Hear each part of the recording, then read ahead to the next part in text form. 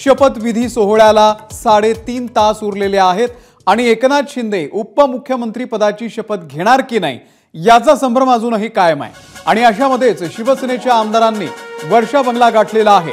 एकनाथ शिंदेंनी उपमुख्यमंत्री पदाची शपथ घ्यावी असा शिवसेनेच्या आमदारांचा आग्रह आहे। एकनाथ शिंदे तासाभरामध्ये निर्णय घेतील असं उदय सामंत यांनी पत्रकार परिषद घेऊन सांगितलेलं आहे। त्यामुळे एकनाथ शिंदे यांच्या निर्णयाकडे संपूर्ण महाराष्ट्राचं लक्ष लागलेलं आहे। सूरज सावंत आपल्याला या संदर्भातले अपडेट देतील।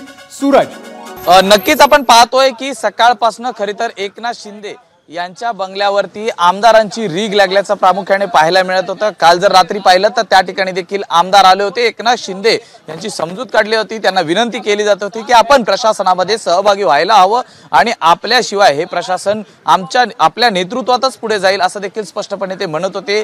जवळपास रात्री उशीरपर्यंत ही संपूर्ण चर्चा रंगली आणि त्यानंतर आमदारांना जेव्हा शब्द दिला एकनाथ शिंदेंनी की मी पॉझिटिव्ह विचार करतोय, त्यानंतरच आमदार बंगल्यातनं निघाले होते। सकाळपर्यंत एकनाथ शिंदे शपथ घेण्यासंदर्भात सकारात्मक असल्याचं देखील कळत होतं। मात्र ज्यावेळी निमंत्रण पत्रिका समोर आल्या त्यामध्ये एकनाथ शिंदे यांच्या नावाचा कुठेही उल्लेख आपल्याला पाहायला मिळत नाहीये। तीनही जे निमंत्रण पत्रिका आहेत त्यावरती आपण जर पाहिलं म्हणजे राष्ट्रवादी, भाजप आणि शिवसेना या ठिकाणी कुठेही उल्लेख मिळत नाहीत। मात्र अजित पवारांनी काल स्पष्ट केलं होतं की मी शपथ घेणार आहे म्हणून। मात्र एकनाथ शिंदे काल देखील त्याच भूमिकेत होते, आज देखील अद्याप त्यांची भूमिका कळलेली नाही। मगाशीच उदय सामंत यांनी देखील स्पष्ट केलं की एका तासात एकनाथ शिंदे आपली भूमिका स्पष्ट करतील।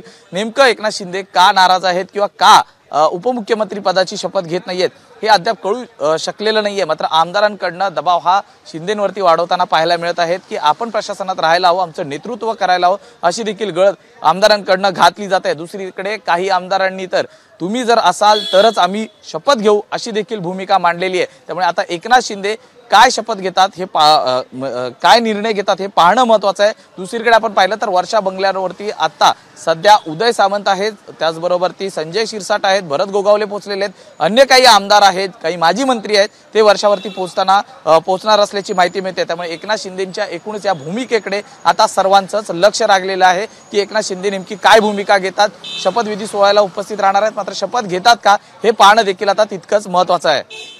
नक्की सूरज, धन्यवाद दिलेल्या माहितीबद्दल। अधिक अपडेट तुमच्याकडून घेत राहू। तर वर्षा बंगल्यावरती सध्या मोठी खलबतं सुरू आहेत। पुढच्या एका तासाभरामध्ये एकनाथ शिंदे काय नेमका निर्णय घेतात ते पाहणं खूप महत्त्वाचं आहे। महानिकाला दिवशी सर्वाधिक पाहिलेलं चॅनल